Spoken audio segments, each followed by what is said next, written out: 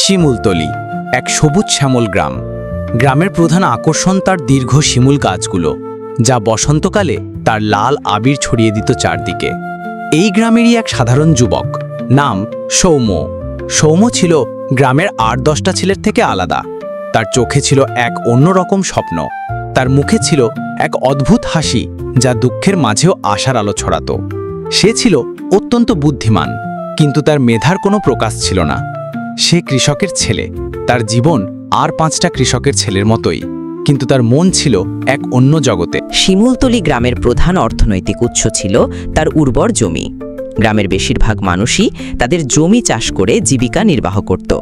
সৌম্যের পরিবারও এর ব্যতিক্রম ছিল না। তাদের ছোট একখণ্ড জমি ছিল, যা তাদের সংসারের একমাত্র ভরসা। কিন্তু একদিন গ্রামে এলো এক নতুন ঝড়। শহরের এক প্রভাবশালী ব্যবসায়ী মিস্টার রাজ্জাক। রাজ্জাক সাহেবকে প্রথম দেখায় একজন ভদ্রলোক মনে হতো। তিনি দামি গাড়ি আর দামি পোশাকে এসে গ্রামের মানুষদের সামনে স্বপ্ন সাজিয়ে দিলেন। তিনি বললেন, আমি এই গ্রামে একটি বড় কৃষিভিত্তিক শিল্প স্থাপন করব। এতে গ্রামের মানুষের কর্মসংস্থান হবে, তাদের জীবনযাত্রার মান উন্নত হবে।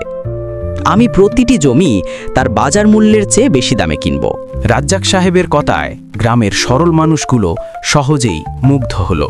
তারা তাদের জমি বিক্রি করার জন্য প্রস্তুত হলো। কিন্তু সৌম্যের বাবা, যিনি অনেক অভিজ্ঞ ছিলেন, তিনি এই প্রস্তাবে রাজি হলেন না। তিনি রাজ্জাক সাহেবকে বললেন, আমার জমি আমার জীবন, আমার বংশের ইতিহাস, আমি তা বিক্রি করতে পারবো না।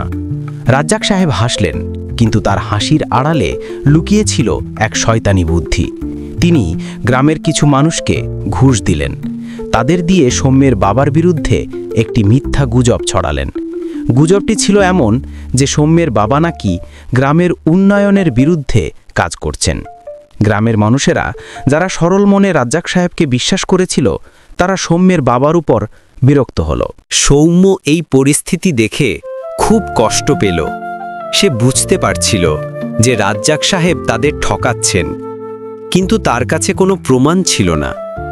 একদিন রাতে রাজ্জাক সাহেব তার গুন্ডাদের পাঠিয়ে সৌম্যের বাবার জমিতে আগুন লাগিয়ে দিলেন। পুরো ফসল পুড়ে ছাই হয়ে গেল। সৌম্যের বাবা এতে অসুস্থ হয়ে পড়লেন। এই ঘটনার পর রাজ্জাক সাহেব আবার এলেন এবং সৌম্যের বাবাকে বললেন, এখন তো আপনার জমির কোনো মূল্য নেই, আপনি যদি চান আমি আপনার জমি কিনে নিতে পারি। সৌম্যের বাবা উপায়হীন হয়ে রাজি হলেন। রাজ্জাক সাহেব তাকে একটি কাগজে সই করালেন, যেখানে লেখা ছিল যে তিনি তার জমি বিনামূল্যে বিক্রি করছেন। সৌম্যের বাবা, যিনি লেখাপড়া জানতেন না, তিনি তা বুঝতে পারলেন না। এই ঘটনার পর সৌম্যের বাবা মারা গেলেন। সৌম্য তার বাবার মৃত্যুর কারণ হিসাবে রাজ্জাক সাহেবকে দায়ী করল। তার মনে এক তীব্র প্রতিশোধের আগুন জ্বলে উঠল, কিন্তু সে জানত যে এই প্রতিশোধ হবে বুদ্ধির, অস্ত্রের নয়। সে তার গ্রামের বন্ধুদের নিয়ে একটি দল গঠন করল। তাদের লক্ষ্য ছিল রাজ্জাক সাহেবের সমস্ত অপকর্মের মুখোশ খুলে দেওয়া। সৌম্য তার প্রতিশোধের পরিকল্পনা করল। সে জানত যে রাজ্জাক সাহেবকে তার নিজের খেলাতেই হারাতে হবে।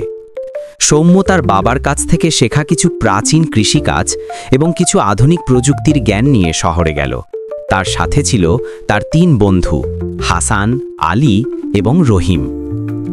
হাসান ছিল একজন প্রযুক্তিবিদ, আলী ছিল একজন হাসিখুশি যুবক যে মানুষের সাথে সহজে মিশতে পারত, আর রহিম ছিল একজন সাধারণ শ্রমিক যার হাতে ছিল অসীম ক্ষমতা। শহরে এসে সৌম্য একটি ছোট অ্যাপার্টমেন্ট ভাড়া নিল। তার দল একটি ছোট অফিস তৈরি করল। তাদের প্রথম লক্ষ্য ছিল রাজ্জাক সাহেবের ব্যবসায় প্রবেশ করা। রাজ্জাক সাহেব একজন ব্যবসায়ী ছিলেন, যিনি শুধু কৃষি জমি নয়, আরও অনেক ব্যবসার সাথে জড়িত ছিলেন। সৌম্য প্রথমে একটি ছদ্মবেশ ধারণ করল।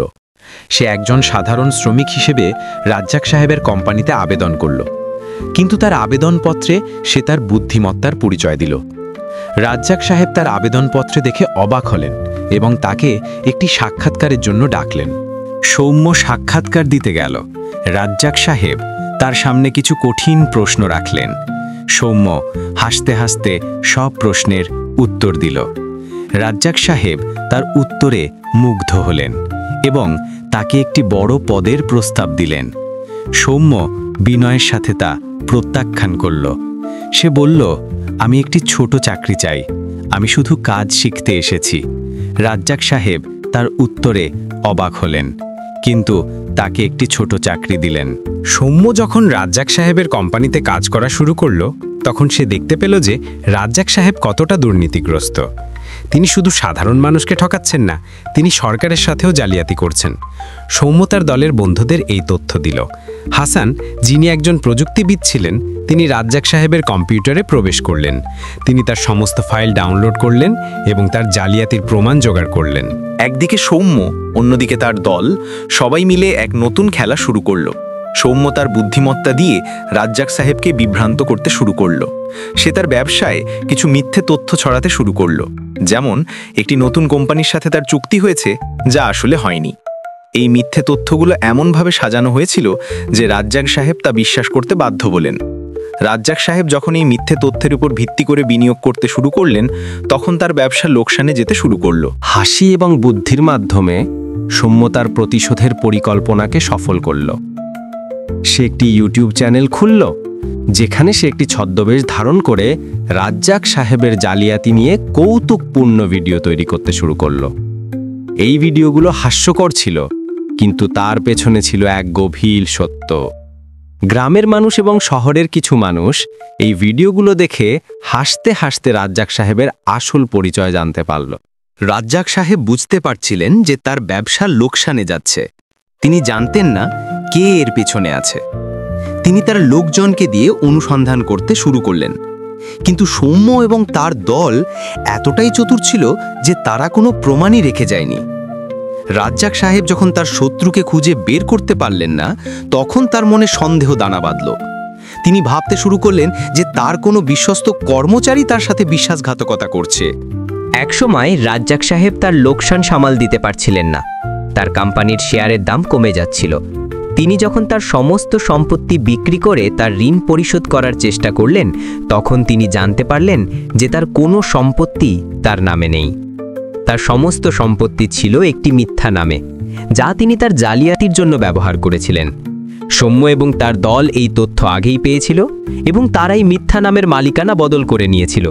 রাজ্জাক সাহেব যখন তার পরাজয় বুঝতে পারলেন, তখন তিনি অবাক হয়ে গেলেন। তিনি বুঝতে পারলেন যে তার প্রতিশোধ নেওয়া হয়েছে, কিন্তু তিনি জানতেন না কে এই প্রতিশোধ নিয়েছে। তিনি যখন তার অফিসে বসেছিলেন, তখন সৌম্য তার সামনে এলো। সৌম্য তাকে একটি কাগজ দিল। কাগজটিতে ছিল সৌম্যর বাবার জমি বিক্রি করার প্রমাণ, কিন্তু তার নিচে লেখা ছিল, আপনি যা আমাদের কাছ থেকে নিয়েছিলেন তা এখন আপনার নয়। রাজ্জাক সাহেব রাগে অগ্নিশর্মা হয়ে গেলেন। তিনি বুঝতে পারলেন যে সৌম্য তাকে এমনভাবে পরাজিত করেছে যে তিনি তা কাউকে বলতেও পারবেন না। সৌম্য হাসতে হাসতে তাকে বলল, আপনি যখন আমার বাবার জমি নিয়েছিলেন, তখন আপনি হাসছিলেন, কিন্তু আজ আমি হাসছি। আপনার প্রতিশোধটা ছিল হিংসার, আমারটা বুদ্ধির। আপনি আমার বাবাকে ঠকিয়েছিলেন, আর আমি আপনাকে আপনার নিজের খেলাতেই হারালাম। রাজ্জাক সাহেব যখন তার পরাজয় মেনে নিলেন, তখন সৌম্য তার গ্রামের মানুষদের সাহায্য করার জন্য ফিরে গেল। সে তার গ্রামে একটি নতুন কৃষিভিত্তিক প্রকল্প শুরু করল। এই প্রকল্পে গ্রামের প্রতিটি মানুষ সমানভাবে অংশীদার ছিল। তাদের গ্রাম আবার আগের মতো সবুজ হয়ে উঠল। গ্রামের মানুষের মুখে হাসি ফিরে এলো। সৌম্য তার প্রতিশোধ নিয়েছিল, কিন্তু তা ছিল সবার মঙ্গলের জন্য। গল্পের শেষ দৃশ্যে সৌম্য তার গ্রামের মাঠে বসেছিল। তার পাশে ছিল তার বন্ধুরা। তারা সবাই হাসছিল। তাদের হাসিতে ছিল এক অদ্ভুত আনন্দ। তারা বুঝতে পারছিল যে তাদের এই হাসি ছিল প্রতিশোধের মিষ্টি স্বাদ। এই গল্প কি আমাদের শিক্ষা দেয় যে হিংসার প্রতিশোধ শুধু নতুন হিংসা জন্ম দেয়, কিন্তু বুদ্ধির প্রতিশোধ শান্তি আর ভালোবাসা নিয়ে আসে।